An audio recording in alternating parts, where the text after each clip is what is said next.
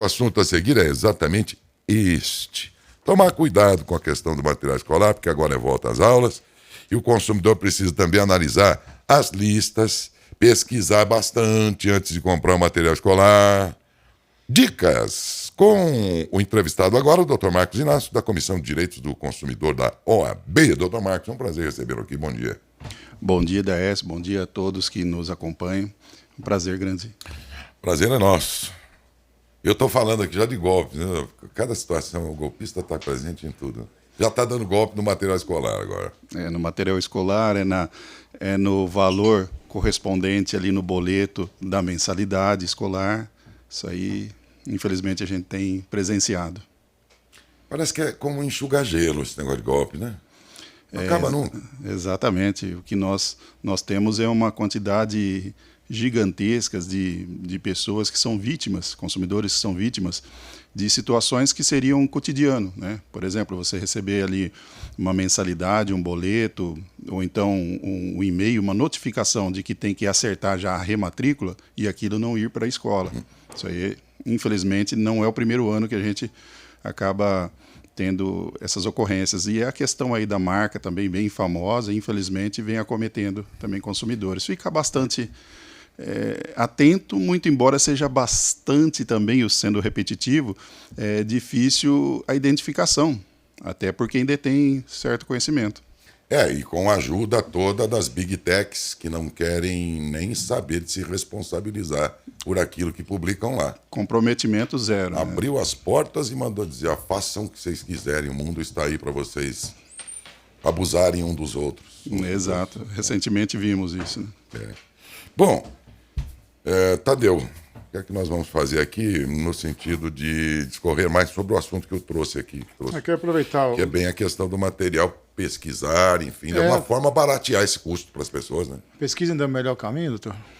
Tadeu, o que nós temos são algumas dicas e o consumidor precisa ficar bastante antenado que algumas situações ele tem o dever, outras não. Por exemplo, uma escola que na sua lista de material escolares coloca ali que tem que apresentar tais produtos com determinada marca. Isso daí é vedado, isso não pode, né? Pode sugerir, mas condicionar, falar, não, tem que ser de tal marca, isso não pode. Tal, a marca de tal. jeito nenhum. Também não pode a instituição de ensino ela comercializar os materiais escolares. Isso daí também existe vedação, isso daí já é consolidado. Entretanto, materiais como a apostila é permitido. Então, aquelas que adotam, isso aí pode, lógico, dentro de um valor condizente com a linha ali, com a escola, com o aprendizado, tudo bem, não pode ser abusivo. Mas então são algumas dicas para que o consumidor não caia em algumas situações que ele não tem obrigação nenhuma de seguir. Seria... Recentemente o Procon São Paulo divulgou um levantamento, isso em São Paulo, né? Estava 326%, mas é uma diferença entre os locais que foram pesquisados. Claro que a gama é enorme, muito maior do que em Matão, do que na região, enfim. Ou seja, ainda tem que andar, tem que ir atrás do que encontra como mais em conta, mais barato. Exatamente. Lembrando, você, por exemplo, tem que comprar ali um caderno, vários cadernos, né? Cadernos ou então aquelas folhas A4. De marca para marca já tem uma diferença grandiosa. Né? Mas tem a questão ali da qualidade e tudo mais. Leva isso em consideração, mas tem muita diferença de preço. Se de marca para marca tem grande diferença, de estabelecimento comercial para seu concorrente é ainda maior. Então, sim, fazer uma boa busca, um comparativo. A Fundação Procon do Estado de São Paulo, ela costuma elencar, fazer esses levantamentos a nível de estado, não só da capital, e apontar ali um rol de empresas com o melhor preço e aquela com preço mais distante da realidade. Também ficar atento a isso. Né? Outro ponto interessante também para checagem, se for feito, por exemplo, a compra à distância, se entrega dentro da data, se entrega o produto realmente escolhido, com a qualidade desejada. Outro que é muito bom você checar é o Reclame Aqui, que ali também é um termômetro, um grande termômetro. O Reclame Aqui eu consulto sempre. Isso é muito importante, Darcy. Você vai ter um histórico ali da empresa. E ainda que tenha alguma reclamação, observe lá que X% das reclamações foram resolvidas. Você vê se a empresa realmente, na eventualidade de acontecer alguma coisa, na negociação, se ela é de responder, de corrigir as reclamações que já tem lá, dá uma boa noção, Reclame Aqui. O Décio, possuir reclamações é até natural, porque quando você tem uma escala muito grande de comércio, ali, de negociações, é até natural que tenha. A grande questão é quanto dessas reclamações são respondidas e resolvidas. Porque muitas empresas têm lá 10% das reclamações que o seu concorrente tem, mas sequer responde ou resolve aquelas, o que seria pouco, 10%, né? A outra, às vezes, por um volume muito maior, tem um pouco mais de reclamações, mas responde e atende boa parte da demanda, não fazendo mais que sua obrigação. Isso é a obrigação da empresa, né? Doutor, no comércio normal, houve um aumento absurdo nas compras pela internet. Sim. No material escolar também? Muito, demais. Ano a ano, crescendo. Exatamente. Você pega aí, por exemplo, mochilas, né, uma enorme quantidade sendo comercializada ali de forma online, né? Não que o comércio local, presencial, não tenha bons produtos, preços competitivos, atraentes, tem também, mas é inegável que a compra online tem se destacado e ali você tem que tomar bastante cuidado, porque o prazo, será que chega a tempo? Será que se não cumprir o prazo, o que você vai fazer? O Código de Defesa do Consumidor te abre algumas possibilidades. Algumas seriam, por exemplo, você cancelar, mas aí eu fico sem o produto. Olha que situação. Então tem que fazer com bastante antecedência, verificar um portal de renome que tem ali comprometimento com o consumidor, que costuma dar tudo certo. E como o Décio no começo falou da questão dos golpes, aí também, né? Muito cuidado. Bastante cuidado. Porque tem a situação da comodidade, né? Você poder pedir tudo por ali, né? Mas tem que tomar muito cuidado hoje. Você não está palpando, você não está verificando o tecido ali, o problema. E não tem o olho a olho com o vendedor, né? E mesmo às vezes uma reposição, uma troca, sei lá, uma coisa assim. Mas isso já são coisas novas, modernas, né? Vamos falar assim, o comércio pela internet. Uma prática antiga, porém, continua nas séries, dependendo da série dessa criança, os livros se constituem na parte mais cara da lista de material, né? Dependendo da série. E ainda tem aquela prática de comprar o livro de alguém que estudou no ano passado utilizando este livro, desde que em boas condições. Sim. A tal comprar o usado, e sai bem mais. Um livro de R$250 vai comprar por 100, se ele estiver bem conservadinho.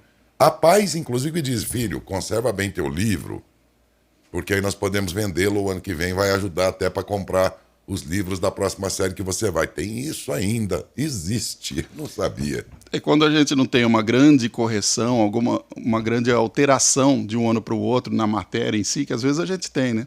Nós tivemos, acho que foi 2013, salvo engano, uma grande correção ortográfica, aí já não teria mais serventia, porque muito do que contido ali não serviria para o ano. Mais. Mas quando não, poxa vida, serve demais. Décio, pegando um gancho, na faculdade de Direito a gente tinha muito isso daí. Porque você comprava aquele livro caríssimo de Direito, ali, aqueles vademecum, aquelas doutrinas e tudo mais, só que para o ano seguinte mudou tudo. Então acabava perdendo. Quando isso não acontece, perfeitamente possível você cuidar bem dele, né, e comercializar para o ano seguinte.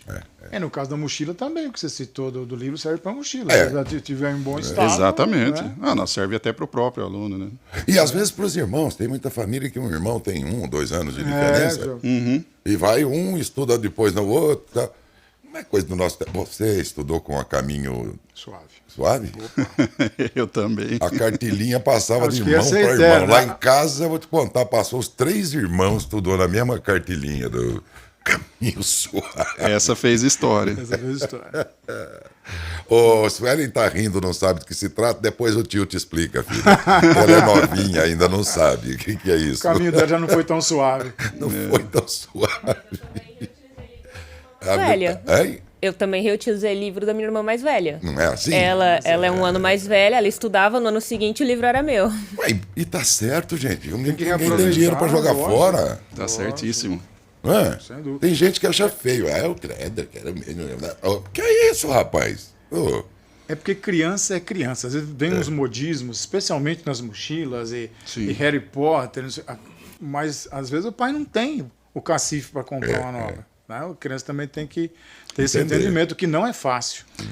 A indústria, ela faz ali com uma condição, uma qualidade muito boa, às vezes, e aquilo iria perdurar por 2, 3 anos, né? Então não haveria a necessidade da troca. No entanto, a questão do modismo, aquele ano estava em moda determinado personagem, depois que agora caiu, próximo ano já de propósito, né? Claro. Tá boa, mas eu não quero, mamãe, eu queria aquela. Aquela lá. E aí a questão de pesquisar, a questão de colocar na balança, tá perfeitas condições, filha, poxa vida. Mamãe fazia meu embornazinho que botava os livros de algodão que antigamente acondicionava açúcar, aqueles sacos de açúcar. Sim. E foi assim, aí ela fazia, e depois fazia a blusa também pra gente. Eu tinha uma que eu não me esqueço, era uma blusa de algodão desse tipo que minha mãe fez pra mim, ela era costureira. Atrás tinha um carimbo lá, Usina São João, safra 68. Juro que tinha. Estava tudo bem. As coisas hoje em dia estão mais acessíveis. Já não dá mais, né? Ainda existe o uniforme escolar, não? Opa! Existe? Sim. Que bom. Darcy, se você me permite, eu gostaria de fazer aqui, do ponto de vista jurídico, uma grande ressalva. Ressalva não, um chamado de atenção. Nós temos algumas situações em que os pais são divorciados, né? E é uma questão que chama bastante atenção, porque chegou no momento do material escolar, porque a mãe, vou imaginar que na grande maioria das vezes é a mãe, porque a mãe está com a guarda da criança, que seria dela a obrigação de custear o custeio desse material escolar. E não é verdade. Mesmo que ela esteja recebendo uma pensão. Mesmo, o nome é pensão alimentícia, né? Veja bem. Tá. Então, mesmo que ela detenha a guarda, que a pensão esteja em dia, é obrigação dos pais. Isso está lá no Código Civil. A jurisprudência é pacífica a respeito, ou seja, os tribunais não têm mais discussão a respeito, é dos pais. Então, deixar muito a orientação para a população, isso aí muito bem esclarecido. Se o pai e a mãe divorciaram, nesse momento é obrigação de ambos o custeio do material escolar. Ainda que no contexto desta separação tenha ficado combinado que o valor da pensão englobaria também essa despesa.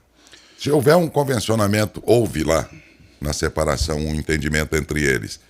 Olha, eu vou pagar um valor bem mais. Eu estou imaginando uma situação dessa. Aí nesse caso, já está contemplado o material, né? De certa forma, sim. Mas vou dar um outro exemplo. Vamos imaginar que tem um contrato de aluguel. Se você não tiver nenhuma cláusula fazendo essa observação que eu vou dizer, o IPTU é do dono. Certo? Mas se você tem uma cláusula exclusiva dizendo... No contrato. Falou, o valor é esse, no entanto, fica para o... locador. Para o inquilino pagar. O inquilino passa a ter uma responsabilidade que, em tese, não seria dele. Vem no que o Darcy acabou de pontuar aí. Não teria, em tese, não teria nenhuma diferenciação. Seria obrigação dos dois. Mas, se no termo de audiência foi colocado lá que seria o valor de R$800, mas que pagará R$1.000 já por conta dessa situação, e isso for homologado pelo juiz, então é uma exceção à regra. Mas o Código Civil é muito claro, é obrigação de ambos. Foi muito bom você pensar nisso. Quantos são os casos? Sim, bastante. Tem muito questionamento. Eu imagino que sim. Legal.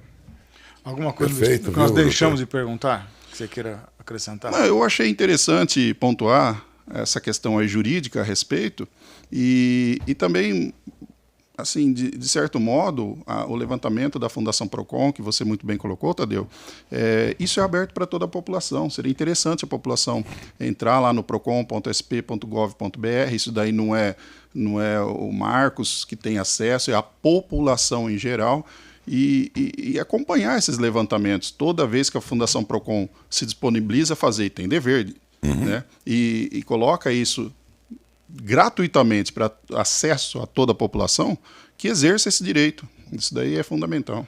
Tem uma pergunta de um ouvinte aqui, o Carlos Carvalho. O que a escola pode exigir efetivamente em termos de material escolar? Olha, existe um consenso, Tadeu, de que a escola vai exigir o básico para o ano letivo.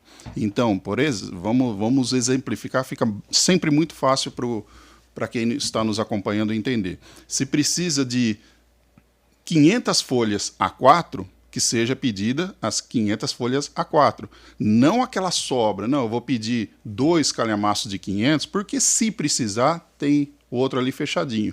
Isso seria irregular. Não vejo legalidade, porque vai servir para outros propósitos. Quem vai custear é o pai, a mãe daquela criança.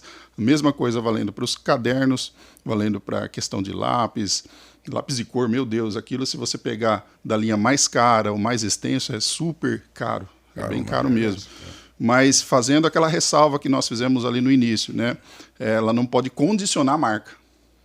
Isso daí é importante também, o ouvinte que fez a pergunta, ter em mente que condicionamento de marca, né? Eu quero tais coisas, tem na listinha de tal marca, linha premium, linha A, B, isso aí já não poderia.